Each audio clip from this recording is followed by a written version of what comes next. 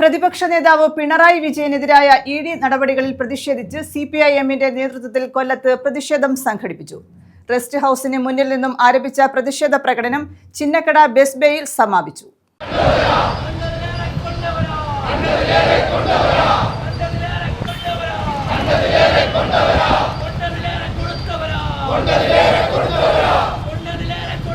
പ്രതിപക്ഷ നേതാവ് പിണറായി വിജയനെതിരായ ഇഡി നടപടികളിൽ പ്രതിഷേധിച്ചാണ് സിപിഐഎമ്മിന്റെ നേതൃത്വത്തിൽ കൊല്ലത്ത് പ്രതിഷേധ പ്രകടനവും യോഗവും സംഘടിപ്പിച്ചത്.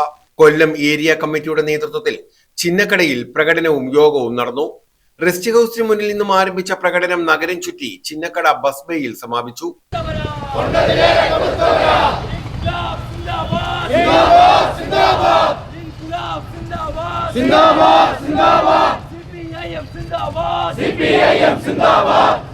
പ്രതിഷേധ യോഗം സിപിഐഎം കേന്ദ്ര കമ്മിറ്റി അംഗം KN ബാലഗോപാൽ ഉദ്ഘാടനം ചെയ്തു.